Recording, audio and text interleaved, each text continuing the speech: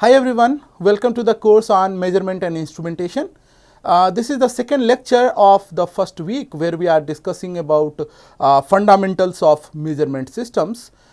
In the previous class, which was the lecture 1, we talked about the different type of measurement systems, like how we can measure, like we discussed about direct measurement and indirect measurement. Today what we are going to talk is mostly on different type of instruments that are used for this direct and indirect measurement. Okay, so let's talk about different ways to classify the instruments. Okay, so based on the accuracy or calibration, the instruments can be of two type, that is absolute instrument and secondary instruments. Okay, let us see absolute instruments first. Okay, these instruments gives the magnitude of the quantity under measurement in terms of physical constants of the instrument. Okay, so you do not need any external instrument for its calibration. Okay, you can get the output in terms of the physical constant of the instrument, and tangent galvanometer is a very good example of absolute instrument. Okay, so let us quickly see what is a tangent galvanometer. This will give you an idea about the galvanometer as well as what a absolute instrument is all about. Okay, so this is image of tangent galvanometer which is kept at National Institute of Standard and Technology, and a tangent galvanometer basically is used for small measurement of current or magnetic field, or sometime to calibrate the ammeter or voltmeters. Okay, so as the name suggests, a tangent galvanometer operates based on tangent law of magnetism. Okay, it consists of basically a circular coil which carries an electric current. The current flows through the coil which produces magnetic field at the center. Okay, so this is your coil that I am talking about, which is which is having a radius r. Okay, which is having a radius r and number of turns, for example, is n. Okay, so this coil, the circular coil which is carrying a current, of course will produce a field, and field is mostly concentrated at the center. Okay, so the magnetic field is compared with the horizontal component of the Earth's magnetic field. Okay, so the deflection of the magnetic needle which is placed at the center indicates the resultant field direction. So this is the magnetic needle which is at the static position initially. Okay, so according to the tangent law, the current flowing is directly proportional to tan theta, where theta is the deflection angle of the needle. Okay, so the current in the coil can be determined by measuring the angle of the deflection. Okay, so basically tan theta, if you see, if you remove the proportionality constant, you can also have this tan theta as B by BH, where B is the magnetic field from the coil itself and BH is the Earth's horizontal component of magnetic field. Okay, so this I, the current is actually equal to, if you remove the proportionality constant, it is equal to K into tan theta, where K is called the reduction factor, and K, if you see, is equal to 2R BH divided by mu naught into N, where mu naught is the permeability of the free space, and N and R I have already mentioned are the number of turns for the coil, and R is the radius of the coil.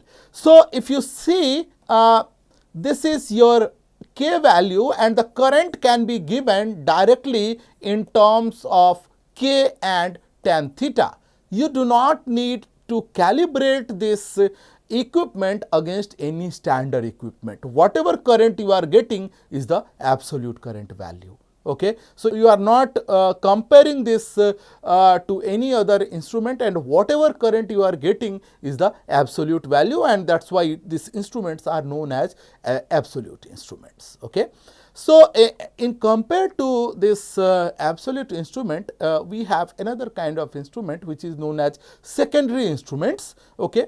So, the secondary instruments are constructed so that the quantity which is being measured can only be measured by observing the output indicated on a scale of the instrument. Okay. So, for example, consider a voltmeter or a ammeter. Okay. So, say you have a voltmeter, okay, you have this scale, okay, and say this is your scale of voltmeter, okay, and this reads say 5 volt, 10 volt, 15 and 20 volt. Okay. Now, this is the deflection, and if the deflection is somewhere here, so whatever it reads on the scale, you say that this is the voltage. Okay. But how this scale has been made? The scale is already a calibrated scale. Okay. Means that this voltmeter that you are seeing here, okay, as an example, the scale of this voltmeter has already been calibrated against a standard equipment or standard voltmeter, or say a absolute instrument. Okay. The scale has been calibrated, and that is why whatever you read here is giving you the direct value of the quantity that is under measurement. Okay. So, these instruments, as I have mentioned, are calibrated by comparison with an absolute instrument, or another secondary instrument can also be utilized which is already calibrated, okay, for the calibration of this equipment. Okay.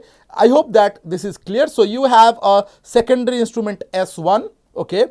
It can be compared, or the scale can be calibrated against a absolute instrument, say A1, or it can also be calibrated against a secondary instrument S2, which was in turn calibrated by using the absolute instrument A1.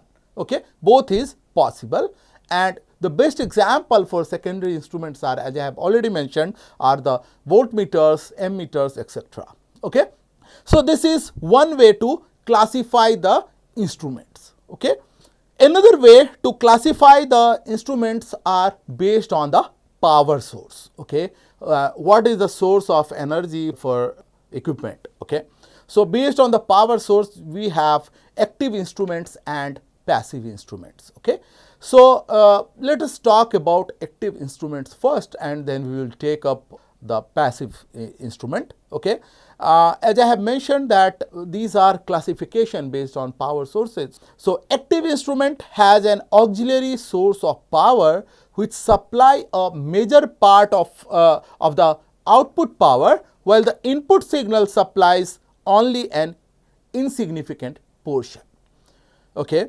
So, what it is doing is basically you have another source. So, if you have an instrument, okay, you want to measure, say, measurand, there is a measurand, okay, measurand has a energy, or say it is in terms of, say, voltage. Okay. So, you are trying to measure, say, some nano voltage. Okay. Now, this equipment, okay, so this is the measurand, and say this is expected to show something on some scale. Okay. This particular instrument has a external supply. Okay. This is, say, few volts, say 20 volt supply is given to this particular instrument. Okay. Now, what the input is doing is it also gives some energy. Okay. It is also supplying some power, but what it is doing is basically the power that has been supplied to the instrument, it modulates it little bit. Okay. So, the modulation is coming from the measurand, okay, but the output is mostly contributed by the external supply. Okay. So, little bit modulation by the measurand is actually what is measured, and accordingly you predict that what is the value of the measurand. Okay.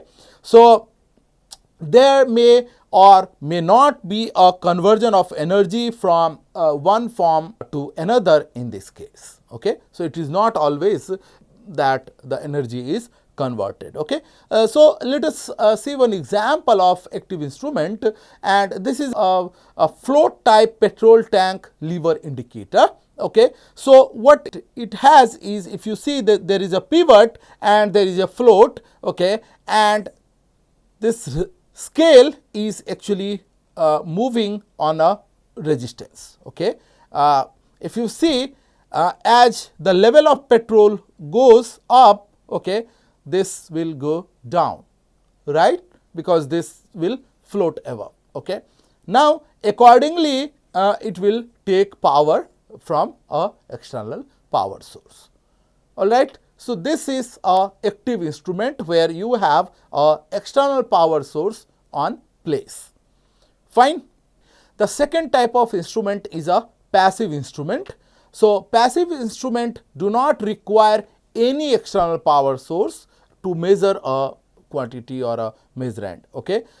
So, they work by directly measuring the signal passing through the instrument. Okay. The example can be gauges, then analog voltmeters or analog ammeters. Okay. But please note that digital voltmeters and digital ammeters are not the passive instrument, because they will need different ADCs or DACs for their operation. We will discuss that in the signal conditioning circuits. Okay. So, the analog voltmeter or analog ammeters are a good example of a passive instrument. Okay. So, then there are other ways also for classifying instrument. Okay. Depending upon the way instruments present the result of their measurement, they can be classified as deflection type and null type.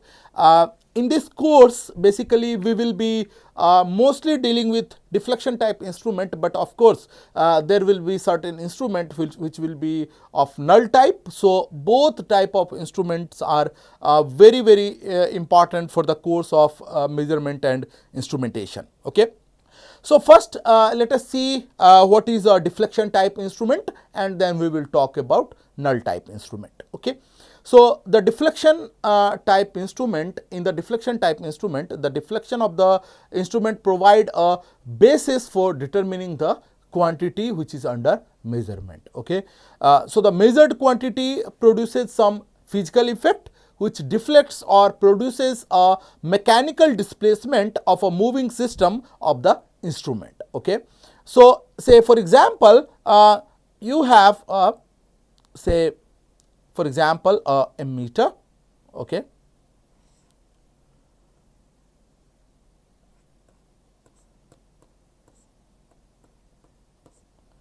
So, by certain mean, okay, there is some force exerted on this needle, okay, and then there will be certain mechanical movement of this particular needle. Okay.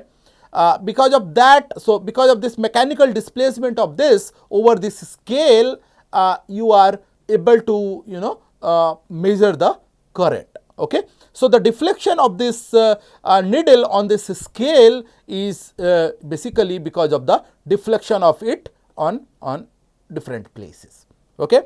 Now, an opposing effect which is directly related to the deflection is built in the instrument, which tries to basically oppose the deflection of the mechanical displacement of the moving system. Say for example, consider this system where you have a piston which is connected with a spring and there is a fluid. Okay.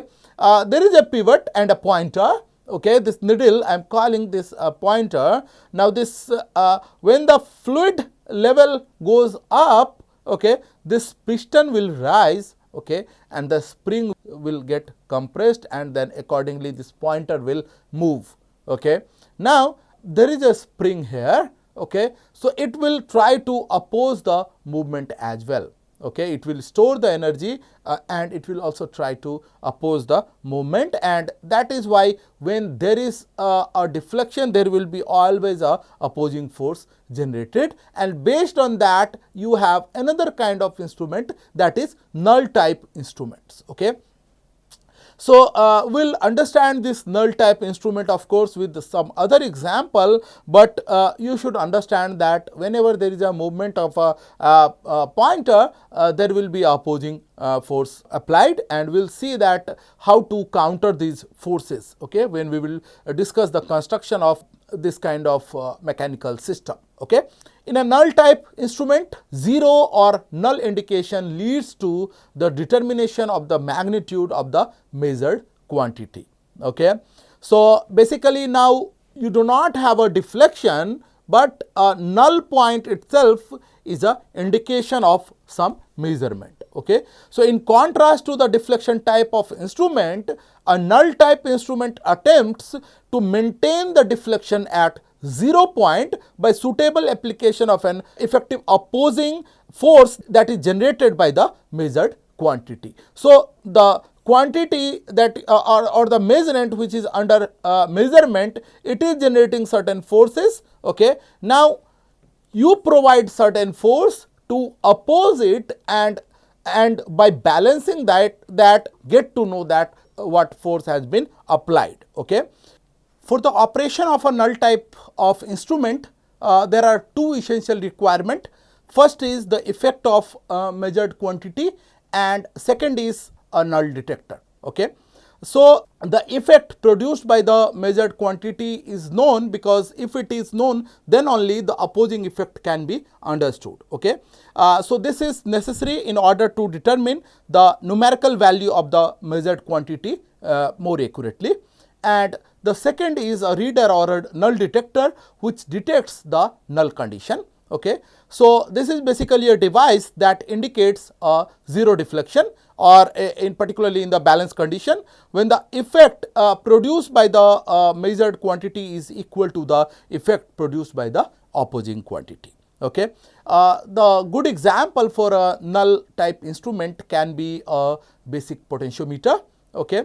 So, let us quickly see a basic potentiometer arrangement. Of course, we will discuss this potentiometer in more detail in the coming lectures, particularly when we talk about the analog meters. Okay. But as an example for null type instrument, we will quickly see it. Okay. So, what you have is a unknown EMF which is being measured. So, this is your unknown EMF that you want to measure. Okay. So, this is the first condition was to have the effect produced by the measured quantity. Okay. The slide wire of the potentiometer has been calibrated with a standard EMF source. We know that this slide wire is already calibrated against a standard value, standard cell, okay, having very accurate EMF. Okay.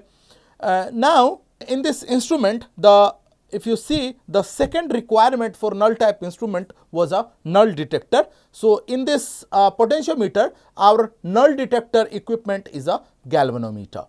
Okay. So, the slide wire of the potentiometer is very much accurate, and the null detector is on place, okay, whose deflection is proportional to the unbalanced EMF, which is because of this slide wire moving on this scale. Okay.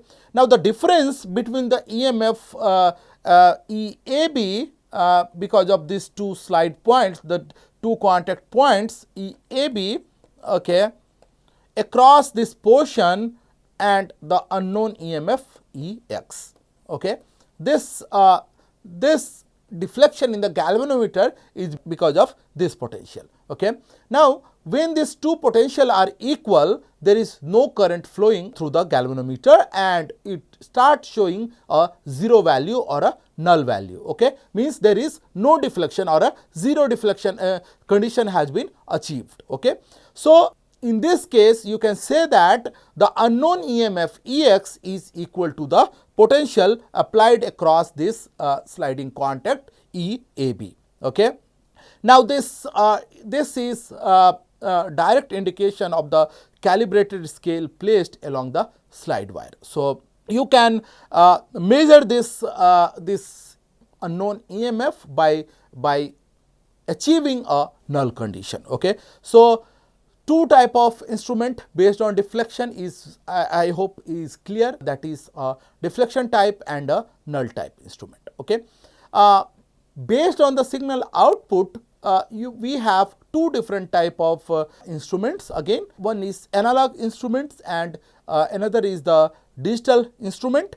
So as the name suggests, the output of an analog instrument in the analog domain, okay, and the digital values are shown by the digital instruments. Okay, so if you see, you have this analog scale on which this pointer is moving, right? So you have directly you are getting output which is basically a analog output. Okay, now in the digital instrument have this kind of arrangement. You have the measurand, okay, which of course you want to be in the digital domain. You have a transducer, you have certain signal modifiers, and then you have digital display unit. This modifier has ADCs integrated, which will convert this analog measured input to a digital domain. Okay, so we'll talk about the digital meters in more detail in our last module. Okay,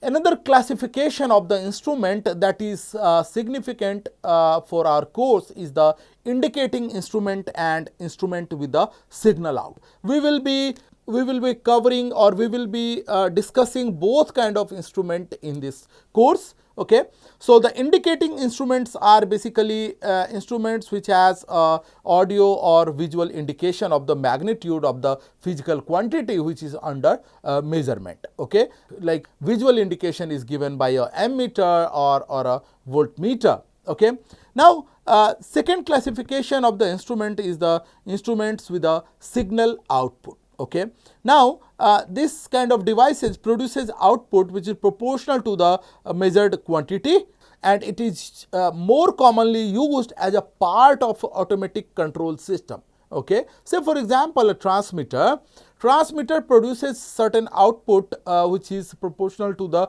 measured quantity, but as such a transducer, say I have a transducer 1. Okay, now I have a measurand input. Okay, now this signal S1 generated by this transducer may not be useful for the end user directly. Okay, say maybe it is part of a complex sensing system. Okay, so this is a transducer 1, it is fed to another transducer which is say transducer 2. Say this measurand was something, say there was certain chemical which produces some heat. Okay, now the transducer converts this heat to certain value of say this heat is converted to say some mechanical output. Okay, now this mechanical output is fed to some certain sensor, and then you have output in terms of say electrical signal.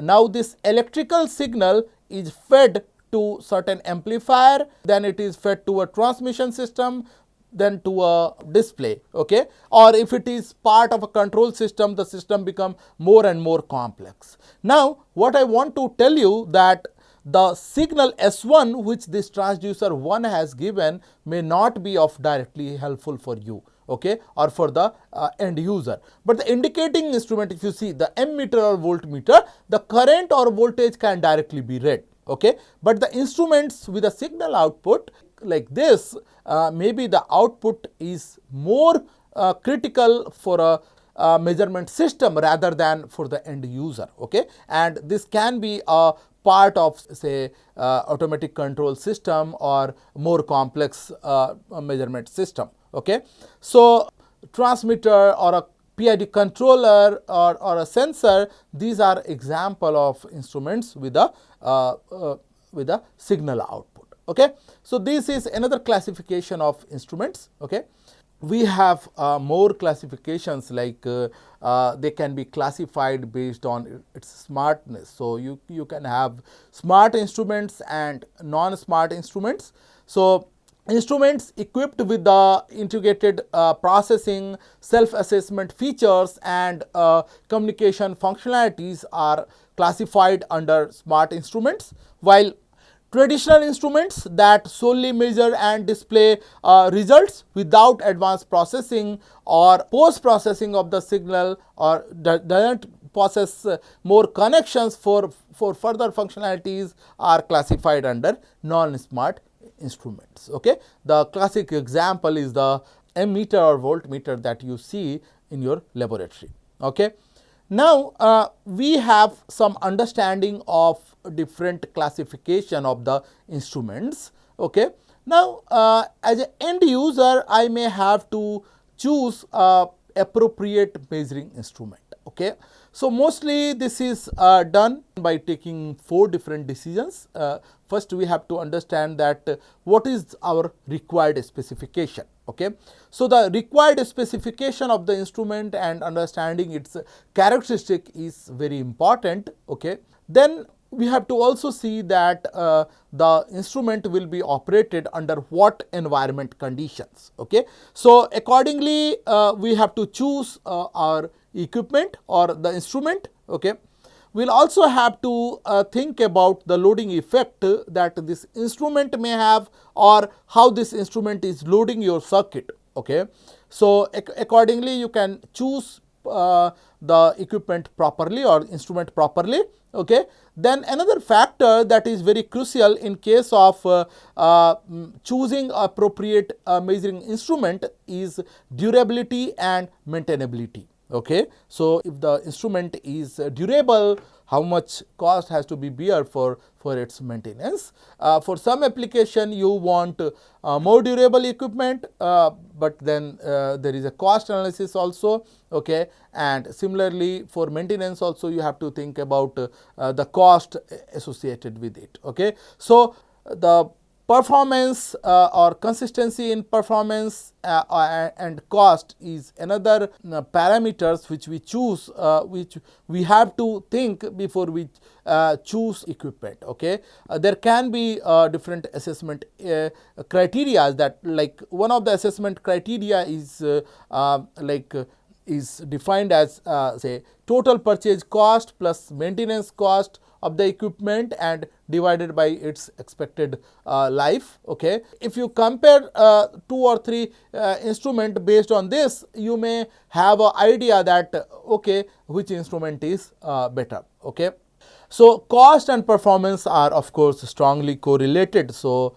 you have to be very smart while choosing the particular kind of instrument. Okay, we have used one word in our first point of this criteria for choosing appropriate instrument, that is characteristics of the instruments. Okay, so basically there are 2 different characteristics of a instrument. One is called dynamic characteristics and second is the static characteristics of the equipment. Okay, so the dynamic characteristics are very important to understand, particularly when you talk about the transient response of an instrument. Okay, so many measurements are concerned with rapidly varying quantities. Therefore, for these cases the dynamic relationship or dynamic relations that exist between the output and input has to be examined, and exactly for these purposes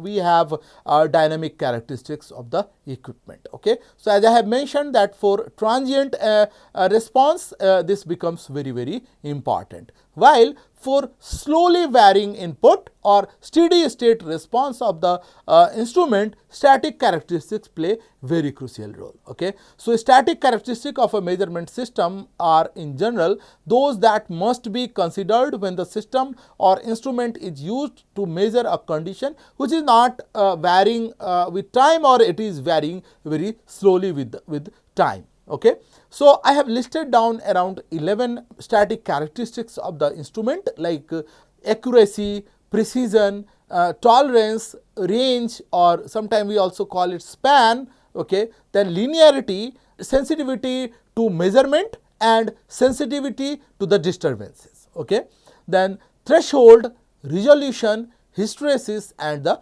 dead space. There can be more static characteristic which can be specific to particular instrument, but these are some general static characteristics of instruments. Okay. So what we will do is we will try to understand them one by one in very brief. Okay. So first let us try to understand the first two static characteristic, which is accuracy and precision. Please note that there may be many definitions of the characteristic that we have just seen on the last slide. Okay. I have been very careful while taking the definitions of these characteristic. Okay. And the definitions that we are going to discuss are most generally accepted definitions, but then it may vary from some books. Okay. So be careful while choosing the books. Okay. So let us come back to our static characteristics, which is say for example accuracy. Okay. So accuracy is of course is related to inaccuracy. Okay. So we have to understand both. Okay. So accuracy of an instrument is a measure of how close the output reading of the instrument is to the correct value or the true value. Okay. So more often accuracy is quoted in terms of course inaccuracy or measurement uncertainty. Okay. So sometime inaccuracy is also known as measurement uncertainty. Okay. So once we understand the inaccuracy, understanding accuracy is not a problem. Okay. So measurement uncertainty actually quantifies the departure of the measured value from the actual value or the true value, and it is usually expressed as percentage of full scale reading. Okay. Mathematically it is represented as percentage of the full scale reading. Okay.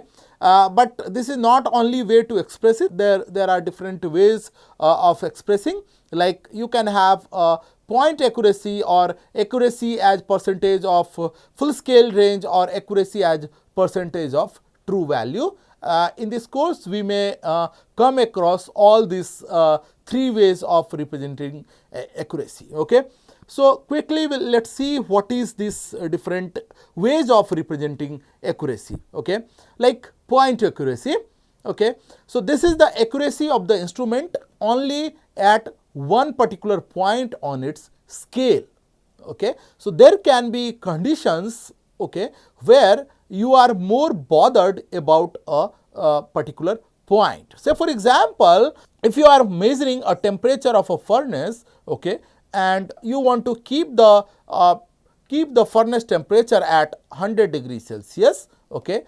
Even if this furnace is not that much accurate, say in the range of say 5 degrees Celsius to 50 degrees Celsius, or say 300 degrees Celsius to 500 degrees Celsius, okay, you are not bothered much because you have fixed this temperature to 100 degrees Celsius and you will operate this furnace say continuously say for 4 years, okay, at only 100 degrees Celsius. So you will not be much worried about its accuracy in the range of 300 to 500 degrees Celsius or in the range of 5 degrees Celsius to 50 degrees Celsius. You will be more worried about how it behave or what is its accuracy at 100 degrees Celsius. Okay.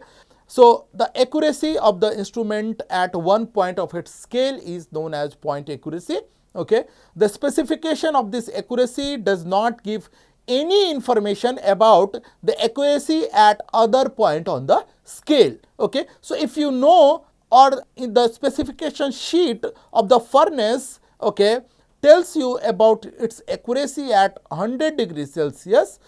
So you cannot predict its accuracy in the range of 5 degrees Celsius to 50 degrees Celsius or in the range of 300 degrees Celsius to 500 degrees Celsius. So this is the accuracy that the specification sheet has mentioned is only at one for that particular point, because you have mentioned to the company that I am going to operate this at 100 degrees Celsius. I hope that this point accuracy is clear to you. In other words, you can say that it does not give any information about the general accuracy of the instrument. It only tell about the accuracy at that particular instance or that particular scale. Okay. Now, as I have mentioned, that accuracy can also be expressed as a percentage of full scale range. Okay. So, when an instrument has a uniform scale, its accuracy can be expressed in terms of full scale range. Okay. So, let us see this with an example. The accuracy of a thermometer having a range of say 500 degrees Celsius can be expressed as plus minus 0.5% of full scale range. Okay. So, this means that the accuracy of thermometer when the reading is 500 degrees Celsius is plus minus 0.5%, which is like plus minus 2.5 or so. Okay. But when the reading is 25 degrees Celsius, the error can be of course high, because although the accuracy has been only plus minus 0.5%, because then you have to consider at 25 degrees Celsius. Okay. So, sometimes this is also very fishy, and even it shows 0.5%, but at 25 if you see, the error is like 10%. Okay.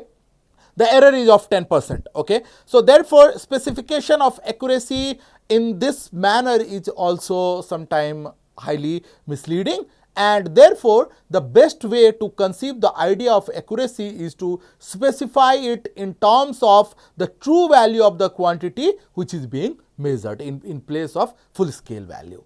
All right. So, I hope that you understand now what is accuracy. And then second terminology or the second static characteristic was the precision. Okay.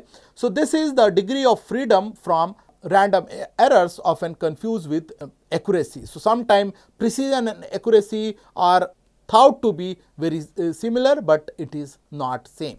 They are quite different. Okay. Now, let us understand this with the analogy.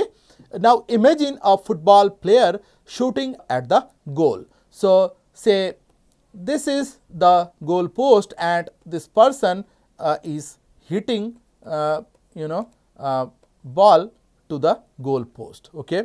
Now, if the player shoots into the goal, he is said to be accurate. So, if he shoots it in this area, he is said to be accurate. Now, a football player who keeps striking the same goal post is precise but not accurate.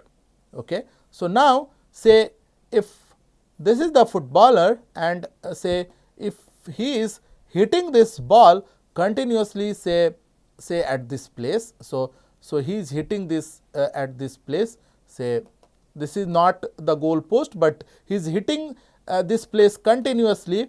Okay. He can be said that he is very precise, he is hitting this area, but since he is not hitting this particular area, he is said to be precise but not accurate. Okay.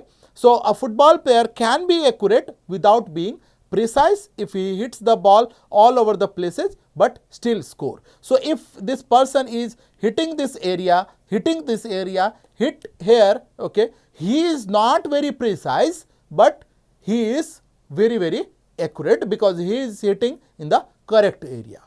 Fine. So, this is how the accuracy and precision are different. Okay.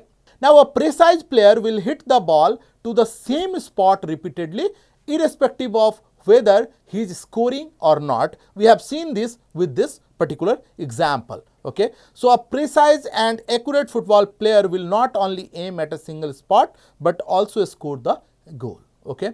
So, this analogy is I think will give you a feel that how precision and accuracy is different. But if I have to say this in a single sentence, I can say that accuracy has to do with how right your answer is and precision has to do with how consistent your answer is. Okay. So, basically precision in mathematically is composed of two different characteristics, conformity and second is the number of significant figures. Okay. So, we will continue our discussion on precision in our next lecture, which is the third one. Okay. Thank you for attending this.